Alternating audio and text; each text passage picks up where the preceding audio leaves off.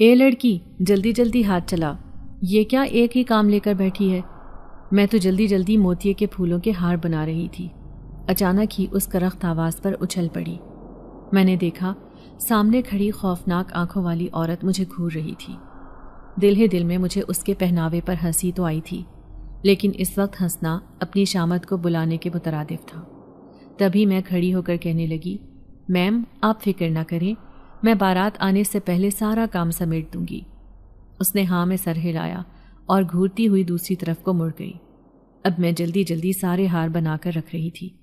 اوپر سے مجھے اس کرسی کی سجاوٹ بھی کرنی تھی جس پر آ کر ابھی دلہے راجا نے بیٹھنا تھا۔ بارات آنے والی تھی۔ یہ ایک امیر زادی کی شادی تھی، اسی لیے پورے بنگلے کو کسی محل کی طرح سے سجایا گیا تھا۔ ہر طرف روشنی، خوشبو اور لوگوں کی چنچل ہنسی بکھری ہوئی تھی، لیکن میں، جس کی یہاں اوقات سوائے ایک نوکرانی کے کچھ بھی نہیں تھی، جلدی جلدی کام سمیٹتی پھر رہی تھی، کیونکہ 3 دن پہلے ہی تو مجھے یہاں پر کام ملا تھا، جب میں گھر میں ہونے والے فاقوں کو دیکھ کر کام کی تلاش میں نکلی تھی۔ میری خوش نصیبی تھی کہ مجھے اس خوبصورت سے بنگلے میں کام مل گیا تھا، کیونکہ یہاں ایک لڑکی کی شادی تھی۔ سب لوگ مجھے تحقیر آمیز نظروں سے دیکھ رہے تھے، کیونکہ میرے کپڑے جگہ جگہ سے پیونت لگے ہوئے انتہائی پرانے تھے، جبکہ یہاں موجود نوجوان لڑکیوں نے خوبصورت لباس اور بھاری بھاری سونے چاندی کے زیورات پہن رکھے تھے۔ صاف ظاہر تھا کہ دولت ان کے گھر کی باندھی ہے۔ سارا کام وقت پر سمٹ گیا تھا۔ میں سانس لینے کو تھوڑی دیر سیڑھیوں پر بیٹھ گئی۔ اچانک ہی بارات آنے کا شور اٹھا۔ میں بھی چھپ کر دیکھنے لگی کہ آیا دلہا کیسا ہے۔ میری نظر دلہے پر پڑی تو میں حیران رہ گئی۔ وہ انتہائی دلکش خوبصورت نوجوان تھا۔ سفید لباس میں ملبوس وہ کسی شہزادے کی سی شان سے چلتا آ رہا تھا۔ پھر وہ اسی کرسی پر بیٹھ گیا جسے میں نے سجایا تھا۔ ساری شادی خوب اچھے سے انجام پا رہی تھی۔ میری جو ذمہ داری تھی وہ میں نے اچھے سے ادا کی تھی، لیکن اچانک ہی ایک لڑکی بھاگتی ہوئی آئی اور اسی خوفناک آنکھوں والی عورت کے کان میں سرگوشی کرتے ہوئے کہنے لگی، دلہن بھاگ گئی ہے۔ یہ سننا تھا کہ اچانک پوری بارات میں ہلچل مچ گئی۔ دلہا جو ابھی بڑا خوش خوش تخت پر بیٹھا تھا، اچانک ہی اس نے اپنی پگڑی اتار کر زمین پر پھینک کر ماری اور کہنے لگا، شاہویر سے دھوکا، یہ کسی نے سوچا بھی کیسے؟ میں تم سب کو فنا کر دوں گا۔ اس کی آواز میں اس قدر غضب تاکی تھی کہ میں بھی خوف سے تھرا کر رہ گئی تھی۔ تبھی وہ عورت جو یہاں کی مالکن تھی اچانک ہاتھ اٹھا کر کہنے لگی، مجھے معاف کر دو شہزادے، میرا اس میں کوئی قصور نہیں ہے، لیکن میں تمہیں کہتی ہوں کہ تم اس محل میں موجود جس لڑکی کے اوپر بھی ہاتھ رکھو گے، میں تمہاری اس سے شادی کرواؤں گی۔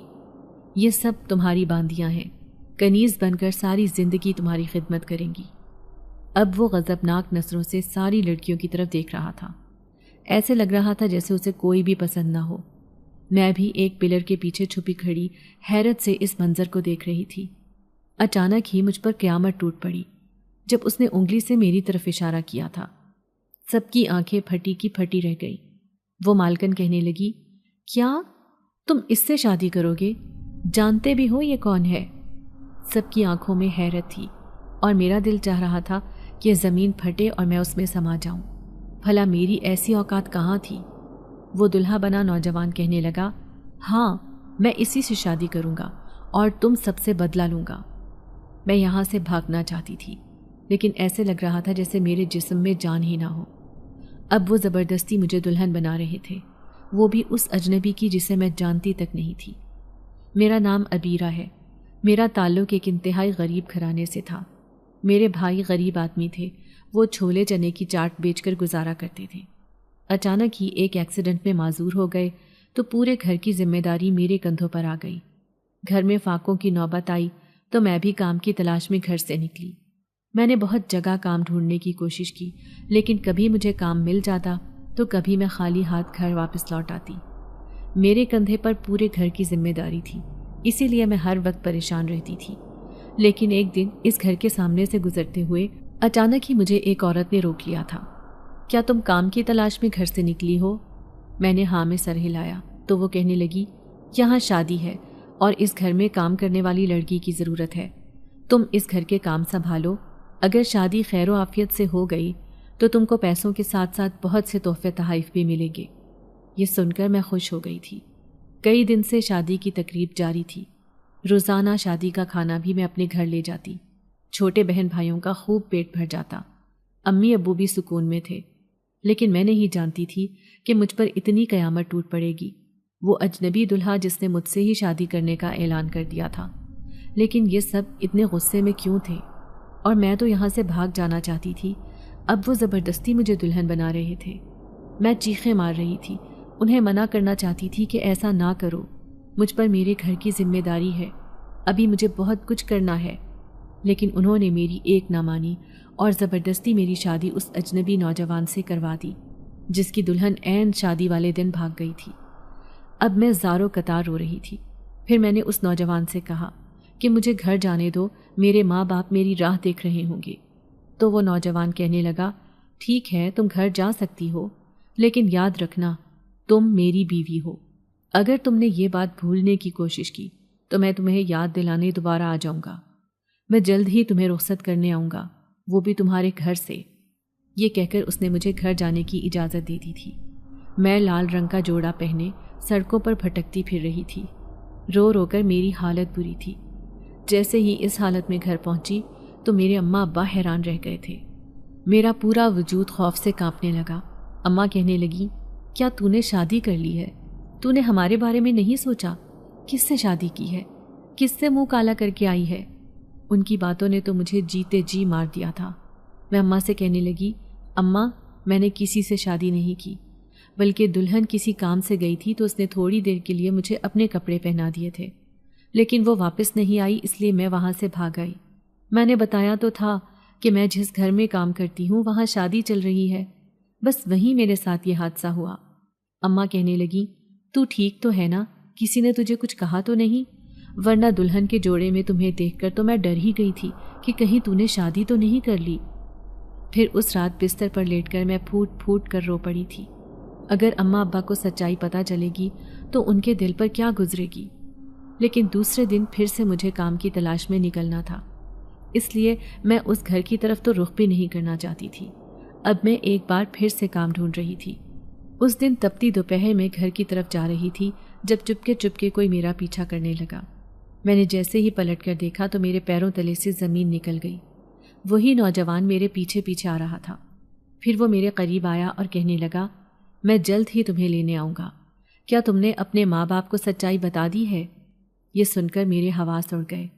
میں نے اس کے سامنے ہاتھ جوڑ دیے اور کہنے لگی، وہ جیتے جی مر جائیں گے اگر انہیں پتہ چلا کہ ان کی بیٹی شادی کر چکی ہے تو ان کے دل پر کیا گزرے گی۔ میں کبھی بھی یہ بات انہیں نہیں بتا سکتی کیونکہ مجھ پر اپنے پورے گھر کی ذمہ داری ہے۔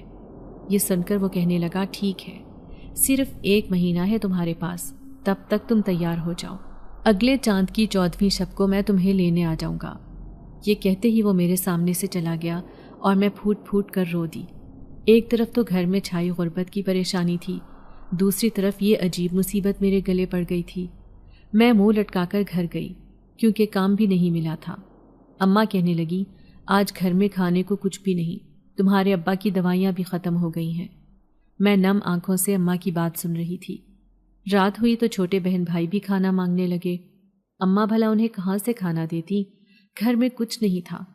پھر رات کے 11 بج گئے، وہ بھوکے ہی سو گئے، لیکن مجھے اس بات کا بہت دکھ تھا۔ اچانک ہی دروازے پر دستک ہوئی تھی۔ جیسے ہی اماں نے دروازہ کھولا تو حیران رہ گئی۔ سامنے ایک اجنبی کھڑا تھا۔ اس نے اماں کے ہاتھ میں ایک تھال دیا اور پھر وہاں سے چپ چاپ چلا گیا۔ اماں نے جیسے ہی تھال پر سے کپڑا ہٹایا تو حیران رہ گئی۔ اس میں تو لذیذ کھانا رکھا تھا۔ پورے گھر میں خوشبو پھیل گئی تھی کھانے کی۔ ابا بھی خوش ہو کر اٹھ کھڑے ہوئے۔ وہ بیچارے معذور تھے، چارپائی سے اٹھ کر چل بھی نہیں سکتے تھے، بھوک تو انہیں بھی لگ رہی ہوگی۔ میں بھی حیران تھی کہ اتنی مہربانی کس نے کی جو اتنا بڑا تھال کھانے کا دے کر چلا گیا۔ اماں کہنے لگی، نہ جانے کون اجنبی تھا، کھانا دیا اور کچھ بھی کہے بنا ہی چلا گیا۔ ابا کہنے لگے، ہوگا کوئی نیک فرشتہ جو ہماری مدد کرنے آیا ہوگا۔ اماں نے جلدی جلدی چھوٹے بہن بھائیوں کو اٹھایا، پھر مجھے کہنے لگی، تو بھی کھانا کھا لے، تو نے بھی صبح سے کچھ نہیں کھایا۔ لیکن میں اپنی جگہ سے ہلی بھی نہیں۔ پھر اماں نے زبردستی ہی مجھے کھانا کھلا دیا۔ سچ میں ہی کھانا بہت لذیذ تھا۔ ایسا کھانا ہم نے نہ جانے کتنے دن بعد کھایا تھا۔ پیٹ بھرا تو سکون کی نیند آئی۔ اگلے دن پھر سے کام کرنے کی ہمت پیدا ہوئی اور محلے میں رہنے والی نورین کے ساتھ میں اس کی فیکٹری میں کام ڈھونڈنے چلی گئی۔ شکر تھا کہ اس نے مجھے کام پر لگوا دیا تھا۔ اب مجھے خوشی ہو رہی تھی، لیکن ساتھ ہی یہ خوف بھی مجھ پر چھایا ہوا تھا کہ اس نے کہا تھا کہ آنے والے مہینے کی 14 تاریخ کو میں تمہیں لینے آ جاؤں گا۔ نہیں، میں ایسا نہیں ہونے دوں گی۔ میں ہرگز اس کے ساتھ نہیں جا سکتی۔ ابھی میرے کندھوں پر بہت سی ذمہ داریاں ہیں۔ اب میں فیکٹری میں کام کرنے لگی تھی۔ ایک دن کام سے واپس آنے لگی تو اچانک ہی کسی نے مجھے پیچھے سے آواز دی۔ میں بری طرح ڈر گئی، لیکن جیسے ہی پلٹ کر دیکھا تو وہ فیکٹری میں کام کرنے والا ایک نوجوان تھا۔ وہ کہنے لگا، روزانہ آپ اس راستے سے پیدل آتی جاتی ہیں، دیکھیں یہ راستہ ٹھیک نہیں ہے، اس لیے میں آپ کو گھر تک چھوڑ آتا ہوں۔ وہ نوجوان شریف لگ رہا تھا۔ میں اسے آج پہلی بار دیکھ رہی تھی۔ پھر مجھے اس راستے سے گزرتے ہوئے ڈر بھی لگتا تھا، اس لیے میں اس کے ساتھ ہی گھر جانے لگی۔ لیکن جیسے ہی رات ہوئی، سب کھانا کھا کر سو گئے، میں بھی اپنی چارپائی پر سو رہی تھی، جب اچانک ہی آدھی رات کو کسی نے میرے پاؤں کا انگوٹھا اس قدر تیزی سے ہلایا کہ میری آنکھ ایک دم سے کھل گئی۔ جیسے ہی میں نے آنکھیں کھولی، سامنے کھڑے اس وجود کو دیکھ کر بے اختیار میرے منہ سے چیخ نکلتے رہ گئی تھی۔ میں حیران تھی کہ یہ گھر کے اندر کیسے آیا، لیکن اس کی آنکھوں میں غضب نہ کی تھی۔ وہ غصے سے مجھے کہنے لگا، تم اس نوجوان کے ساتھ گھر کیوں آئی؟ دیکھو آج تو میں نے برداشت کر لیا، آئندہ اگر تمہارے آگے پیچھے مجھے کوئی دکھائی دیا تو میں تمہارے ساتھ ساتھ اس کی بھی جان لے لوں گا۔ یہ کہتے ہی اچانک وہ میرے سامنے سے غائب ہو گیا۔ مجھے ایسے لگ رہا تھا جیسے میں نے کوئی بھیانک خواب دیکھا ہے۔ پوری رات میں خوف سے روتی رہی۔ صبح اماں کہنے لگی، تیری طبیعت ٹھیک نہیں لگ رہی۔ میں کہنے لگی، اماں آج دہاڑی ملے گی، اس لیے میں جا رہی ہوں۔ پھر میں جلدی فیکٹری میں کام کرنے لگی، کیونکہ آج پیسے ملنے تھے۔ مجھے اسی بات کی خوشی تھی۔ پھر جیسے ہی گھر کی طرف جانے لگی تو اچانک وہ نوجوان پھر سے میرے پیچھے آنے لگا۔ ایک دم سے ہی میں پلٹی اور سختی سے اسے کہنے لگی، میرا پیچھا کرنے کی ضرورت نہیں۔ تو وہ حیران ہو کر کہنے لگا، میں تو آپ کو حفاظت کے خیال سے چھوڑنے جا رہا ہوں، کہیں کوئی اوباش نوجوان آپ کے پیچھے نہ پڑ جائے، کیونکہ آپ پیدل آتی جاتی ہیں، وہ بھی اس خطرناک راستے سے۔ لیکن میں نے اس کی بات سے صاف انکار کر دیا اور بدتمیزی سے کہنے لگی، نہیں، آئندہ میرے پیچھے آنے کی ضرورت نہیں، میں خود ہی چلی جایا کروں گی۔ میں نے بڑی بدتمیزی سے اسے بھگا دیا تھا، حالانکہ مجھے دل سے دکھ تھا، کیونکہ وہ انتہائی شریف نوجوان تھا جو دل ہی دل میں مجھے اچھا بھی لگتا تھا۔ لیکن میں اس کا کیا کرتی جو زبردستی میرا شوہر بن گیا تھا، جس نے مجھ سے شادی کر لی تھی۔ اب میں گھر آ گئی، اماں کے ہاتھ پر پیسے رکھ دیے۔ اماں نے گھر کا راشن ڈلوا لیا اور کھانا بھی بنایا۔ مجھے خوشی تھی کہ کام مل گیا تو گھر میں سب پیٹ بھر کر روٹی بھی کھا رہے تھے، لیکن اماں کے چہرے پر آج الگ ہی خوشی تھی۔ پھر رات ہوئی تو وہ سرگوشی میں کہنے لگی، نہ جانے کون آج ایک بھلا نوجوان آیا۔ جیسے ہی میں دروازے پر گئی تو کہنے لگا، ہم لوگوں کی مدد کر رہے ہیں، یہ کچھ مدد آپ کے لیے بھی۔ اس نے میرے ہاتھ میں پورے 20,000 روپے رکھ دیے تھے۔ میں حیران بھی ہوئی کہ بھلا یہ کون نیک آدمی ہے۔ میں نے نام بھی پوچھا لیکن اس نے کچھ بتایا ہی نہیں، چپ چاپ چلا گیا۔ پھر میں نے پڑوسن سے اس بات کا ذکر کیا کہ کیا ہماری بستی میں کسی نے پیسے تقسیم کیے ہیں، تو وہ کہنے لگی کہ ایسا تو کچھ نہیں ہوا، کسی نے چپکے سے صرف ہماری ہی مدد کی ہے۔ اماں کے چہرے پر خوشی تھی۔ دوپٹے میں بندھے ہوئے ہزاروں کے نوٹ اس نے نکال کر مجھے دکھائے تو میں بھی حیران رہ گئی کہ چپکے سے مدد کرنے والا وہ مہربان آدمی کون تھا۔ اماں ان پیسوں سے ابا کی دوائیاں اور چھوٹے بہن بھائیوں کے لیے کپڑے لے آئی تھی، کیونکہ ہمارا تو وہ حال تھا کہ ہم ایک ہی سوٹ کو پچھلے 2 سالوں سے چلا رہے تھے۔ جگہ جگہ پیوند لگے ہوئے کپڑے، پاؤں میں ٹوٹی ہوئی چپل، کچھ بھی تو ہمارے پاس نہیں تھا۔ غربت کی انتہا تھی۔ پھر دوسرے دن معمول کے مطابق میں فیکٹری چلی گئی، لیکن وہی نوجوان میرے پاس آیا اور کہنے لگا، کل آپ نے مجھ سے جس طریقے سے بات کی، آپ کا لہجہ مجھے بہت برا لگا، لیکن ایسے لگتا ہے جیسے آپ کسی بہت بڑی پریشانی میں مبتلا ہیں۔ میں حیران تھی کہ یہ تو میرے پیچھے ہی پڑ گیا ہے، نہ جانے کیوں میرا وجود کپ کپانے لگا۔ شاید میں بھی اسے چپکے چپکے پسند کرنے لگی تھی، لیکن میں نے اسے ٹال دیا۔ پھر میں کہنے لگی، نہیں، میرے ابا بہت سخت مزاج کے ہیں، اگر انہیں پتہ چلے گا کہ میں کسی نوجوان کے ساتھ گھر جاتی ہوں تو وہ ناراض ہو جائیں گے، اسی لیے میں نے آپ کو وہاں سے واپس چلے جانے کے لیے کہا تھا۔ یہ سن کر اس نے سر ہلایا، پھر کہنے لگا ٹھیک ہے، مجھے آپ کی بات کا برا نہیں لگا، لیکن اگر آپ کو میری کبھی بھی کسی مدد کی ضرورت ہو تو ضرور بتائیے گا۔ یہ کہہ کر وہ وہاں سے چلا گیا تھا۔ میں دیکھ رہی تھی کہ وہ چپکے چپکے مجھے دیکھتا رہتا ہے۔ اس کی نظروں سے مجھے بہت الجھن ہوتی تھی۔ میں نہیں چاہتی تھی کہ میں اس کی بات بھول جاؤں جو زبردستی میرا شوہر بن گیا تھا، کیونکہ وہ ایک طاقتور انسان تھا۔ اس کی حویلی کس قدر خوبصورت تھی جہاں میں کام کرنے جاتی تھی۔ اس کی اپنی دلہن تو وہاں سے بھاگ گئی تھی، لیکن اس نے زبردستی مجھ سے شادی کر لی تھی۔ آخر اسے مجھ میں ایسا کیا نظر آیا؟ میں تو اتنی خوبصورت تھی بھی نہیں، عام سی شکل و صورت کی مالک، سانولی رنگت کی بڑی بڑی آنکھوں والی ایک دبلی پتلی سی لڑکی تھی۔ پھر میں اکیلی ہی اس راستے سے آنے جانے لگی جو کہ بہت ہی کٹھن اور دشوار تھا۔ وہاں اکثر ہی جواری اور چرسی لوگ بیٹھتے تھے جو پولیس والوں کے خوف سے چھپ کر درخت کے نیچے بیٹھ کر نشہ کرتے تھے۔ اماں کہتی تھیں کہ اس راستے سے نہ گزر کر جایا کرو، لیکن جو دوسرا راستہ تھا وہ بہت زیادہ لمبا تھا، اور پھر جب کام سے تھک ہار کر میں گھر آنے لگتی تو اتنی ہمت نہیں ہوتی تھی کہ میں اس لمبے راستے پر سفر کروں۔ اسی لیے میں وقت بچانے کے لیے یہاں سے ہی گزر کر چلی جایا کرتی تھی۔ پھر اس دن میں اکیلی ہی آ رہی تھی۔ شام کے سائے چاروں طرف پھیل گئے تھے۔ اچانک ہی جھاڑیوں میں ہلچل سی محسوس ہوئی۔ جیسے ہی میں وہاں سے گزری، کسی نے پیچھے سے میرا دوپٹہ کھینچا تھا۔ میں نے خوف سے پلٹ کر دیکھا۔ سامنے 4 لوگ بیٹھے تھے۔ وہ بڑی مکار نظروں سے مجھے دیکھ رہے تھے۔ مجھے اس قدر ڈر لگا، آج تو میرے ساتھ کوئی تھا بھی نہیں جو میری مدد کر سکتا۔ اچانک ہی میں نے اپنا دوپٹہ کھینچا تو وہ چاروں میرے سامنے آ کر کھڑے ہو گئے۔ میں نے انہیں دھکا دیا اور وہاں سے پاگلوں کی طرح بھاگنے لگی۔ بھاگتے بھاگتے میں راستہ بھی بھٹک گئی تھی، نہ جانے کہاں پہنچ گئی، لیکن وہ نشے میں دھت میرا پیچھا کر رہے تھے۔ ایسے لگ رہا تھا آج میری عزت خراب ہونے والی ہے۔ میں بہت آگے نکل آئی تھی، اچانک ہی کسی سے بری طرح ٹکرائی۔ سامنے کھڑے اپنے نام نہاد شوہر کو دیکھ کر میں حیران رہ گئی تھی۔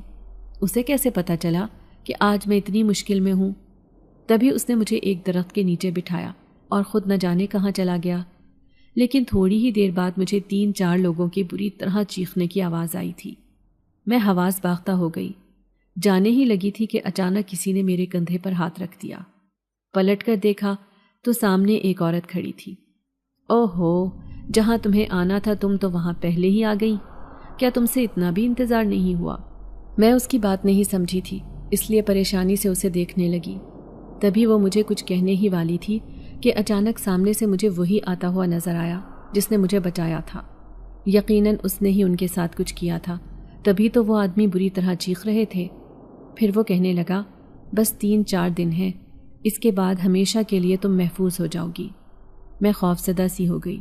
پھر وہ کہنے لگا، چلو میں تمہیں تمہارے گھر تک چھوڑ دیتا ہوں۔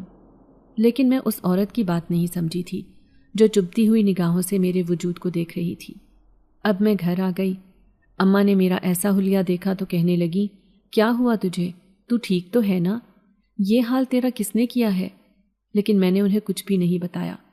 میں تو صرف اسی صدمے میں تھی کہ نہ جانے کب وہ مجھے لینے آ جائے اور اماں ابا کے سامنے میرا بھانڈا پھوٹ جائے گا۔ وہ تو یہی سمجھیں گے کہ شاید میں نے ہی چھپ کر شادی کر لی۔ گھر کے حالات اتنے خراب ہیں کہ میں تنگ آ گئی تھی اور میں نے اپنی زندگی سنوارنے کے لیے کسی نوجوان سے شادی کر لی۔ اب میں دن رات پریشان رہنے لگی تھی، اور پھر وہی ہوا جس کا ڈر تھا۔ ایک رات جب دروازے پر دستک ہوئی، 4 عورتیں دروازے پر کھڑی تھیں۔ اماں کہنے لگیں، کون ہو تم لوگ؟ تو کہنے لگیں، ہم تمہاری بیٹی کا جہیز لے کر آئے ہیں، اب اس کی رخصتی کی تیاری کرو۔ اماں دھک سے رہ گئی، کہنے لگیں، ارے میں نے تو اپنی بیٹی کا رشتہ بھی طے نہیں کیا، تو میں اس کی شادی کیسے کر سکتی ہوں؟ تو ایک عورت کہنے لگی، تمہاری بیٹی کی شادی ہو چکی ہے، بس تم اسے رخصت کرنے کی تیاری کرو، اس کا نکاح ہو چکا ہے ہمارے سردار کے بیٹے سے، اس لیے وہ جلد ہی اسے لینے آئے گا، وہ بھی چاند کی 14 تاریخ کو، اور یہ سارا تمہاری بیٹی کا جہیز ہے۔ وہ بڑے بڑے سے تھال ہمارے گھر کے صحن میں رکھ کر چلی گئی، جبکہ میں خوف سے کانپتی کمرے کی کھڑکی سے انہیں دیکھ رہی تھی۔ جس کا ڈر تھا آخر کار وہی ہوا۔ اماں صدمے کی کیفیت میں تھی، ابا بھی پریشان تھے، بار بار مجھے آوازیں دے رہے تھے، لیکن میں اپنی جگہ سے ہلی بھی نہیں۔ ایسے لگ رہا تھا میرا وجود بالکل منجمد ہو گیا ہے۔ جیسے ہی اماں نے وہ تھال کھول کر دیکھے تو اماں کی آنکھیں پھٹی کی پھٹی رہ گئی تھی۔ کیونکہ ان میں سونے چاندی کے زیورات، میرا خوبصورت لال رنگ کا جوڑا رکھا تھا۔ اماں کہنے لگی، یہ کہیں میں کوئی بھیانک خواب تو نہیں دیکھ رہی؟ عبیرہ، جلدی ادھر آ۔ اب انہوں نے مجھے آوازیں دینا شروع کر دی تھی۔ میں ڈرتی کانپتی ان کے سامنے گئی تھی۔ میرا چہرہ دیکھ کر ہی اماں نے اندازہ لگا لیا کہ وہ جو عورتیں کہہ رہی تھیں بالکل ٹھیک تھا۔ میں نے سچ میں ہی کسی سے چھپ کر شادی کر لی تھی۔ میں نے اماں کے سامنے ہاتھ جوڑ دیے اور روتے ہوئے کہنے لگی، اماں میرا اس میں کوئی قصور نہیں، خدا کے لیے مجھے گنہگار نہ سمجھنا۔ اماں سر تھامے بیٹھی تھی، کہنے لگی، پھر یہ عورتیں کون تھیں؟ اتنی امیر زادیاں، اور یہ ہمارے گھر اتنے سارے سونے چاندی کے زیورات اور یہ ساری دولت کیوں دے کر گئیں؟ پھر انہوں نے کہا کہ تیری شادی کی تیاریاں شروع کر دیں۔ میں روتے ہوئے کہنے لگی، اماں میں کچھ نہیں جانتی۔ آپ کو وہ یاد ہے جب میں کسی کی شادی میں کام کرنے جا رہی تھی، وہیں پہ ایک نوجوان نے زبردستی میرے ساتھ شادی کر لی۔ میں انہیں کہہ رہی تھی کہ میرے ساتھ ایسا نہ کرو، میں غریب گھرانے سے تعلق رکھتی ہوں، لیکن انہوں نے میری ایک نہ سنی۔ نہ جانے انہیں مجھ میں کیا نظر آیا کہ زبردستی مجھ سے شادی کر لی۔ اماں کہنے لگی، لیکن وہ تو اتنے امیر ہیں۔ پھر میں کہنے لگی، اماں میں کچھ نہیں جانتی، بس آپ مجھے بچا لو، میں ان کے ساتھ نہیں جانا چاہتی۔ میں ان سے لپٹ گئی تھی۔ اماں ایک ایک چیز کو اٹھا کر دیکھ رہی تھی۔ پھر اماں نے وہ ساری چیزیں اٹھا کر کمرے میں چھپا دی۔ ابا نے بھی ساری حقیقت جان لی تھی، لیکن جیسے ہی چاند کی 14 تاریخ ہوئی تو اچانک ہی ہمارے گھر کے باہر ان کا رش لگ گیا۔ وہ سب مجھے لینے آئے تھے۔ تبھی 4 عورتیں اندر آئیں۔ اماں ابا سمیت چھوٹے بہن بھائی بھی دبکے ہوئے تھے۔ ان کی دہشت ہی اتنی تھی۔ چاروں نے مل کر مجھے دلہن کی طرح تیار کیا اور سارے سونے چاندی کے زیورات پہنا دیے۔ تبھی ایک عورت نے اماں کے ہاتھ میں ایک لال رنگ کی پوٹلی رکھی اور کہنے لگی، یہ لو بڑھیا، یہ تمہارے کام آئیں گے۔ جب ہم اس لڑکی کو لے جائیں گے تو انہیں بیچ کر بہت امیر ہو جائے گی، تیرے وارے نیارے ہو جائیں گے، اور اپنی بیٹی کا غم نہ کرنا، یہ وہاں بہت خوش رہے گی ہمارے محل میں، اب ہمیشہ کے لیے یہ ہمارے ساتھ جا رہی ہے۔ وہ مجھے زبردستی رخصت کر کے اپنے ساتھ لے کر جا رہے تھے۔ میں پلٹ پلٹ کر آنسو بھری نظروں سے اماں کو دیکھتی۔ اماں کبھی حیرت سے پوٹلی کو دیکھتی تو کبھی مجھے۔ ان کی سمجھ میں خود نہیں آ رہا تھا کہ یہ سب کیا ہو رہا ہے، اور پھر وہ مجھے زبردستی اپنے گھر سے رخصت کر کر اپنے ساتھ لے کر جا رہے تھے۔ نہ جانے کہاں، میں ایک انجانی منزل پر جا رہی تھی جس کا علم مجھے خود بھی نہیں تھا۔ پھر وہ مجھے ایک ویران جنگل میں لے گئے۔ میں حیران تھی کہ شاید یہ لوگ یہیں پر رہتے ہیں، لیکن یہاں پر تو کوئی انسان رہ ہی نہیں سکتا۔ تبھی میری نظر سامنے ایک محل پر پڑی تو سامنے مجھے کھڑا ہوا وہی نوجوان نظر آیا جو مجھے دیکھ کر مسکرا رہا تھا۔ میں نے اچانک ہی نظریں پھیر لی تھیں۔ پھر سب نے میرا پھولوں سے استقبال کیا۔ اب وہ مجھے اس محل میں لے کر جا رہے تھے۔ مجھے خوف بھی محسوس ہوا کہ میں اس محل میں کیوں آئی ہوں، میں اس قابل نہیں تھی۔ تبھی سامنے بیٹھا تخت پر ایک اونچا لمبا خوفناک آنکھوں والا آدمی دیکھ کر میں بری طرح گھبرا گئی تھی۔ تبھی وہ غصے سے کہنے لگا، یہ تمہاری خواہش پوری ہو گئی نا؟ تمہاری انسانی دلہن تمہارے پاس آ گئی ہے، تم یہی چاہتے تھے نا، کسی آدم زادی سے شادی کرنا، اور تمہاری یہ خواہش پوری ہو گئی۔ میں حیرت سے ان کی باتیں سن رہی تھی۔ تبھی وہ چاروں عورتیں آ کر کہنے لگیں، لڑکی، کیا تم جانتی ہو کہ ہم جنات ہیں، اور تم اس وقت جنات کے محل میں موجود ہو، اور تمہارا شوہر بھی ایک جن زاد ہے، اس نے جان بوجھ کر تم سے شادی کی، ہم سب کو دھوکہ دے کر۔ میں ایک دم سے ہی خوف کے مارے اٹھ کھڑی ہوئی تھی۔ اچانک ہی ان سب کی آنکھیں بدلنے لگیں۔ وہ جو مجھے پہلے انسانوں کی طرح نظر آ رہے تھے، اب ایک دم سے ہی ان کا روپ بدل گیا تھا۔ وہ کوئی بھیانک روپ لیے مجھے ایسے دیکھ رہے تھے جیسے ابھی مجھے پکڑ کر مار ڈالیں گے۔ میں پاگلوں کی طرح یہاں سے فرار کا راستہ چاہتی تھی، لیکن انہوں نے مجھے چاروں طرف سے گھیر لیا تھا۔ میرا شوہر جو زینے پر کھڑا تھا وہ جھک کر مجھے دیکھ رہا تھا، لیکن آج وہ بہت ہی خوفناک لگ رہا تھا۔ یہ میں کہاں پھنس گئی، جنات کے درمیان؟ میرا واسطہ تو کبھی جنات سے پڑا ہی نہیں تھا، آخر میرا قصور کیا تھا؟ تبھی ایک خوفناک شکل والی جنزادی کہنے لگی، اس دن جب اس کی شادی ہو رہی تھی، اس نے ہی اپنی دلہن کو جان بوجھ کر رسیوں سے باندھ دیا تھا۔ وہ اس سے شادی کرنا ہی نہیں چاہتا تھا، کیونکہ اس کی بچپن سے ہی خواہش تھی کہ یہ کسی آدم زادی سے شادی کرے گا۔ اسی لیے اسے معلوم ہو گیا تھا کہ اس کی شادی میں ایک آدم زادی بھی موجود ہے، اور وہ کوئی اور نہیں بلکہ تم تھی۔ تبھی تو اس نے یہ سارا ڈرامہ کیا تھا تم سے شادی کرنے کے لیے۔ اب تمہیں بھی بہت شوق تھا نا کہ کسی جنات سے شادی کر لو، اب تم ہمارے درمیان رہو گی، جنات کے محل میں، اب تمہیں وہی کرنا پڑے گا جو ہم جنزادیاں کرتی ہیں۔ میں تڑپ تڑپ کر رو رہی تھی، ان سب سے کہنے لگی خدا کے لیے میرے ساتھ ایسا نہ کرو، مجھے گھر جانے دو، لیکن وہ میری کوئی بھی بات نہیں سن رہے تھے۔ زبردستی مجھے گھسیٹتے ہوئے ایک خوابگاہ میں لے کر آئے اور باہر سے انہوں نے دروازہ بند کر دیا۔ میں دروازے کے پاس بیٹھ کر رو رہی تھی کہ اچانک کسی نے میرے کندھے پر ہاتھ رکھا۔ میں اچھل پڑی، وہ جن ذات میرے سامنے ہی کھڑا تھا جو کہ شہنشاہ جنات کا بیٹا اور ایک سردار تھا۔ میں اسے دیکھ کر خوف سے پیلی پڑ گئی تو وہ کہنے لگا میں تمہیں کوئی نقصان نہیں پہنچاؤں گا، تمہاری وجہ سے میری خواہش پوری ہوئی ہے، اس لیے میں تمہارا شکر گزار ہوں، اب دیکھو ہم دونوں ہمیشہ ساتھ رہیں گے۔ میں گھبرا کر اس سے کہنے لگی لیکن ایک انسان اور ایک جن ساتھ کیسے رہ سکتا ہے؟ مجھے واپس اپنی دنیا میں جانا ہے، میرے ماں باپ میری راہ دیکھ رہے ہوں گے۔ تو وہ کہنے لگا اب ان کی فکر چھوڑ دو، انہیں ڈھیر ساری دولت مل گئی ہے، ان کی ساری زندگی عیش میں گزرے گی، اگر تمہیں یقین نہیں آتا تو میں تمہیں 1 مہینے بعد وہاں لے کر جاؤں گا، پھر تم خود اپنی آنکھوں سے ان کی زندگی دیکھ لو گی، تمہاری وجہ سے ان کی زندگی بدل جائے گی، کیا تمہیں اس بات کی خوشی نہیں ہوگی؟ وہ مجھے سمجھانے کی کوشش کر رہا تھا، ہر طرح سے قائل کر رہا تھا کہ میں اس جن ذات کو اپنا شوہر تسلیم کر لوں، لیکن یہ بات میرے لیے ممکن نہیں تھی۔ اب میں ہر وقت روتی رہتی۔ پھر دوسرے دن یہاں پر ایک جشن ہو رہا تھا، تبھی 2 جنزادیاں میرے پاس آئیں اور کہنے لگیں تمہاری وجہ سے سردار نے بہت بڑا جشن رکھا ہے، جلدی سے تم تیار ہو جاؤ۔ اس نے مجھے ایک نیلے رنگ کا جوڑا پہنایا جو بہت ہی خوبصورت تھا، اس کے اندر ہیرے جڑے ہوئے تھے، لیکن یہ دولت، یہ خوبصورت قیمتی کپڑے میرے کسی کام کے نہیں تھے، کیونکہ اندر سے میں بالکل ہی مر چکی تھی۔ میں اپنی دنیا سے بہت دور ہو کر ایک گھٹن زدہ زندگی میں آ گئی تھی جس کی مجھے کچھ سمجھ ہی نہیں تھی۔ یہاں سب کے رویے مجھے بہت اجنبی لگ رہے تھے، میں سہمی ہوئی تھی، نہ مجھ سے کچھ کھایا جا رہا تھا اور نہ ہی سکون کی نیند آ رہی تھی۔ دن رات میں اسی کوشش میں رہتی کہ کسی طرح میں اپنے ماں باپ کے پاس واپس چلی جاؤں۔ پھر جیسے ہی جشن شروع ہوا وہ سب سے مجھے ملوانے لگا، بڑے بڑے سردار آئے ہوئے تھے جو ان کی طرح ہی بہت خوفناک تھے۔ پھر جنزادیاں عجیب بے ہنگم انداز میں رقص کرنے لگیں، وہ بھی میرے آنے کی خوشی میں۔ میں سہمی ہوئی تخت پر بیٹھی تھی، اچانک ہی سردار اپنی جگہ سے اٹھا اور اس نے سب کے سامنے اعلان کیا یہ ہماری آدم زادی بہو ہے، اب ہمیں یہ ایک بچہ بھی پیدا کر کے دے گی جو ہمارا وارث بنے گا، اس لیے میں اپنا تاج اس کے سر پر رکھتا ہوں۔ ان کی بات سن کر میرے چہرے پر ہوائیاں اڑ گئی تھیں، بھلا ایک آدم زادی کسی جنات کا بچہ کیسے پیدا کر سکتی ہے؟ یہ سن کر ہی مجھے خوف محسوس ہو رہا تھا۔ پھر وہ کہنے لگا اگر اس نے ہمیں ایک بچہ پیدا کر کے دیا تو ہم اس سے بہت خوش ہوں گے، اپنی ساری دولت اس کے نام کر دیں گے۔ مگر میں بس روئے جا رہی تھی، مجھے کچھ سمجھ نہیں آ رہا تھا کہ میں کیا کروں۔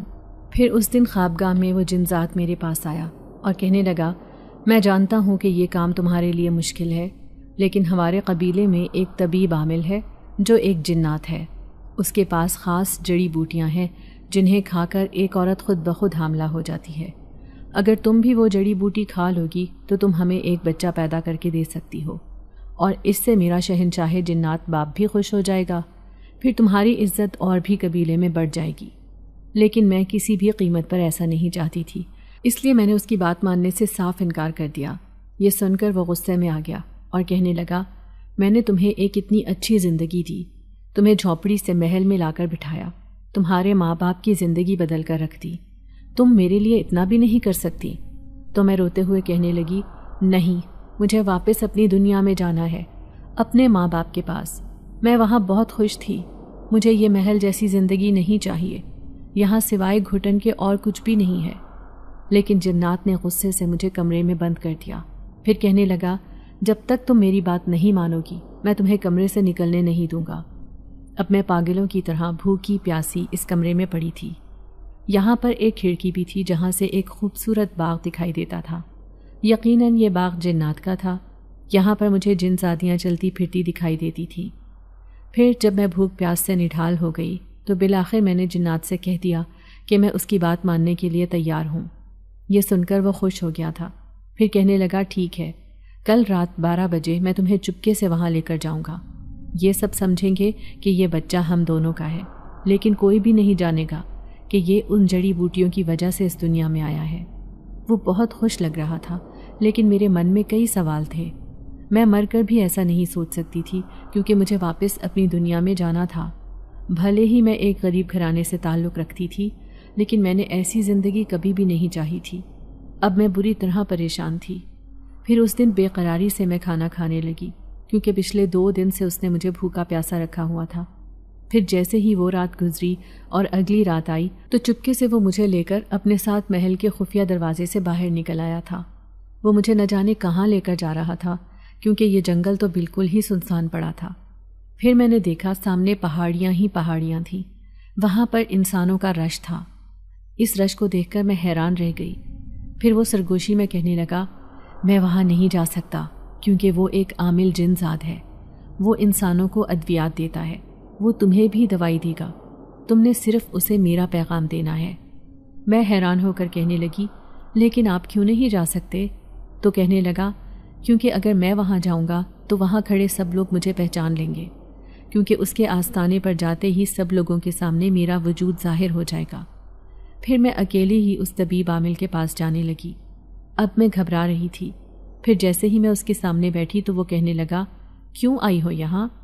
میں نے اسے جن ذات کا پیغام دیا تو وہ کہنے لگا، کیا تم نے اپنی مرضی سے اس سے شادی کی ہے؟ میں نے نفی میں سر ہلایا تو وہ کہنے لگا، اس نے تمہارے ساتھ زبردستی کی؟ یہ بات سن کر مجھے بہت غصہ آ رہا ہے۔ کیا تم اس کے چنگل سے آزاد ہونا چاہتی ہو؟ میں حیران رہ گئی تھی اس کی بات پر۔ پھر میں کہنے لگی، نہیں، وہ مجھے مار ڈالے گا، مجھے اس سے بہت خوف محسوس ہوتا ہے۔ تو وہ کہنے لگا، ایسا کچھ نہیں ہوگا، کیونکہ ہمارے نیک جنات ایسے نہیں کرتے۔ آخر اس نے یہ سب کیوں کیا؟ میں آج ہی شہنشاہ جنات سے بات کرتا ہوں، لیکن آپ وہ دوا دے دیں، بس میں واپس اسی جن ذات کے پاس جانا چاہتی ہوں۔ تو وہ کہنے لگا، ایسا نہیں ہو سکتا کہ ہم ایک آدم ذاتی سے حاملہ کروا کر اپنا بچہ پیدا کروائیں، اس لیے تم واپس اپنی دنیا میں لوٹ جاؤ۔ وہ جن ذات تمہارا کچھ بھی نہیں بگاڑ سکے گا۔ میں تمہیں ایک خاص چیز دے رہا ہوں، اگر تم وہ اپنے پاس رکھو گی تو کبھی بھی وہ تمہیں اپنی دنیا میں نہیں لے کر جا سکے گا۔ میں حیرت سے کہنے لگی، وہ چیز کیا ہے؟ تو تبھی اس نے میری کلائی میں ایک کالے رنگ کا دھاگا باندھ دیا اور کہنے لگا، یہ دھاگا جس پر میں نے عمل کر رکھا ہے، جن ذات تمہارے نزدیک بھی نہیں آ سکے گا، وہ تمہارا کچھ بھی نہیں بگاڑ سکے گا۔ جب میں شہنشاہ جنات سے بات کروں گا تو وہ خود ہی تمہیں چھوڑنے پر مجبور ہو جائے گا، اس لیے تم بے فکر ہو کر اپنی دنیا میں واپس لوٹ جاؤ۔ گو کہ میں بہت زیادہ گھبرا رہی تھی۔ میں کسی قیمت پر بھی اپنی دنیا میں واپس نہیں جانا چاہتی تھی، کیونکہ جن ذات کا خوف مجھے کھائے جا رہا تھا۔ لیکن جب یہ عامل جنات میری مدد کر رہا تھا تو مجھے اس کی مدد لینی چاہیے۔ میرے دل نے فیصلہ کیا اور میں وہاں سے فرار ہو گئی۔ ایسے لگ رہا تھا جیسے وہ جنات میرا پیچھا کر رہا ہے، لیکن میں بھاگتے بھاگتے ایک خوفناک جنگل میں آ گئی تھی، جنات کی دنیا سے بہت دور، اپنی انسانوں کی دنیا میں۔ پھر میں ایک نئے شہر میں آ گئی۔ یہاں میں بالکل اجنبی تھی، بکھرے بال، پھٹے پرانے کپڑے پہنے میں کسی بھکارن کی طرح نظر آ رہی تھی۔ تبھی میری نظر سڑک پر کھڑے ہوئے ایک نوجوان پر پڑی۔ میں اسے دیکھ کر چونک گئی تھی۔ یہ تو وہی تھا جو میرے ساتھ فیکٹری میں کام کرتا تھا۔ آج اسے اپنے سامنے دیکھ کر میری جان میں جان آئی۔ جیسے ہی میں اس کے سامنے گئی تو وہ مجھے دیکھ کر چونک گیا۔ اس نے شاید مجھے پہچانا بھی نہیں تھا۔ پھر وہ کہنے لگا، یہ آپ نے کیا حال بنا لیا ہے؟ آخر آپ کے ساتھ ہوا کیا ہے؟ جب آپ فیکٹری نہیں آ رہی تھیں تو میں آپ کے گھر گیا، لیکن وہاں پر بھی تالا پڑا ہوا تھا۔ تبھی میں نے اس کے سامنے ہاتھ جوڑے اور اسے کہنے لگی کہ کسی طرح مجھے میرے گھر پہنچا دو، تمہارا مجھ پر احسان ہوگا۔ تو وہ کہنے لگا، میں آپ کے گھر والوں کے بارے میں کچھ نہیں جانتا، لیکن آپ کے ساتھ کیا ہوا ہے؟ میں ایک درخت کے نیچے بیٹھ گئی تھی۔ پھر میں نے اسے اپنے ساتھ ہونے والی ساری روداد سنا دی۔ وہ حیرت زدہ رہ گیا تھا۔ پھر کہنے لگا، یہ جناتی معاملہ ہے، کہیں آپ کو کوئی نقصان نہ پہنچ جائے۔ میں کہنے لگی، نہیں، میرے پاس ایک جنات کی طاقت ہے اور وہ میرا کچھ نہیں بگاڑ سکے گا۔ میں بس کسی طرح اپنے گھر جانا چاہتی ہوں، نہ جانے میرے ماں باپ کس حال میں ہوں گے۔ میں بہت زیادہ غمزدہ ہو رہی تھی۔ پھر وہ کہنے لگا، ٹھیک ہے، میں انہیں تلاش کرنے کی کوشش کرتا ہوں۔ پھر اس نے پوچھتے پوچھتے بالآخر امی ابو کا پتہ تلاش کر ہی لیا تھا۔ وہ ایک دوسرے شہر میں چلے گئے تھے، لیکن جیسے ہی میں اپنے گھر گئی تو مجھے اپنی آنکھوں پر یقین نہیں آیا۔ اماں ابا کے حالات تو بالکل ہی بدل چکے تھے۔ وہ اب ایک پرانے گھر میں نہیں بلکہ ایک نئے گھر میں رہ رہے تھے جو بہت ہی خوبصورت تھا، اور دروازے پر کھڑی میری اماں جس نے صاف ستھرے کپڑے پہن رکھے تھے مجھے اپنے سامنے دیکھ کر حیران رہ گئی۔ میں کہنے لگی، اماں میں وہاں سے بھاگ کر آ گئی ہوں، اب میں ہمیشہ آپ کے پاس رہوں گی۔ تو اماں کے چہرے پر عجیب سے تاثرات تھے۔ وہ مجھے لے کر اندر آ گئیں۔ پھر اس نے اس نوجوان کو بھی اندر آنے کو کہا۔ حیرت سے وہ میرے گھر کو دیکھ رہا تھا۔ مجھے ایسے لگ رہا تھا جیسے اماں کو میرے آنے کی ذرا بھی خوشی نہ ہوئی ہو۔ تھوڑی دیر بعد وہ نوجوان چلا گیا تو اماں کہنے لگیں، تو اس جنات کے محل کو کیوں چھوڑ کر آئی؟ دیکھ، تیری وجہ سے ہم بھی کتنے خوشحال ہو گئے تھے، اب وہ ہم سے ساری دولت واپس مانگ لیں گے تو ہم انہیں کہاں سے دیں گے؟ جا واپس چلی جا وہیں پر۔ مجھے اماں سے یہ امید نہیں تھی۔ میں بلک بلک کر رونے لگی تو ابا کہنے لگا، اسی میں بھلائی ہے، دیکھ تیرے 5 بہن بھائی اچھے اسکولوں میں پڑھ رہے ہیں، وہ سارا خرچہ اٹھا رہے ہیں، تجھے وہاں سے نہیں بھاگ کر آنا چاہیے تھا، اب تو وہیں چلی جا۔ میرے ماں باپ اتنے خود غرض ہو جائیں گے یہ تو میں نے سوچا بھی نہیں تھا۔ دکھ بھری کیفیت میں اٹھی اور اس گھر سے جانے لگی۔ اماں نے مجھے آواز دے کر روکا بھی، لیکن میرے قدم بالکل ہی ٹوٹ گئے تھے، مجھ سے چلا بھی نہیں جا رہا تھا۔ اب میں پاگلوں کی طرح وہ جنات کا محل تلاش کر رہی تھی جو بہت زیادہ دور چلا گیا تھا، شاید اب وہ کبھی بھی مجھے نہیں مل سکتا تھا۔ میں اسی جنگل میں بیٹھی رہی یہاں تک کہ رات کا اندھیرا چاروں طرف پھیل گیا۔ تبھی میری نظر اسی دھاگے پر پڑی۔ میں سمجھ گئی کہ وہ جن ذات اس دھاگے کی وجہ سے میرے قریب نہیں آ سکتا۔ میں نے اس دھاگے کو کھول کر پھینک دیا تھا۔ میری آنکھیں آنسو بہا رہی تھیں۔ اچانک ہی کسی نے میرے کندھے پر ہاتھ رکھا تو مجھے کسی کی موجودگی محسوس ہوئی۔ جیسے ہی میں نے آنکھیں کھول کر دیکھا، سامنے اس جن ذات کو دیکھ کر میں نے خود کو سزا کے لیے تیار کر لیا تھا۔ میں جانتی تھی کہ وہ مجھے سزا دے گا، کہ میں اسے دھوکہ دے کر بھاگ گئی تھی۔ پھر وہ میرا مذاق اڑاتے ہوئے کہنے لگا، میں جانتا تھا کہ تمہارے ساتھ ایسا ہی ہوگا۔ انسان کتنا خود غرض اور لالچی ہوتا ہے، جب دولت آ جاتی ہے تو وہ اپنے سگے رشتوں کو بھی فراموش کر دیتا ہے، جیسا کہ تمہارے ماں باپ نے کیا۔ لیکن مجھے تمہاری حالت دیکھ کر بہت دکھ ہوا۔ اب میں تمہیں اپنے محل میں بھی نہیں رکھ سکتا، کیونکہ اس طبیب عامل نے شہنشاہ جنات سے میری شکایت کر دی تھی، اور اس نے دوسرے قبیلے کے سرداروں کو بھی بلا لیا تھا۔ انہوں نے فیصلہ کیا ہے کہ ایک آدم زادی ہمارے جنات کے محل میں نہیں رہ سکتی، اسی لیے انہوں نے زبردستی میری شادی اسی جن زادی سے کروا دی جس کے ساتھ میری شادی ہو رہی تھی۔ اب تم اس محل میں نہیں جا سکتی، میں صرف تمہیں یہی بتانے آیا ہوں۔ یہ سن کر میں پھوٹ پھوٹ کر رو پڑی تھی۔ پھر میں کہنے لگی، لیکن تم میرے ماں باپ سے وہ ساری دولت واپس لے لو گے، پھر ہم کہاں جائیں گے؟ وہ تو سڑک پر آ جائیں گے۔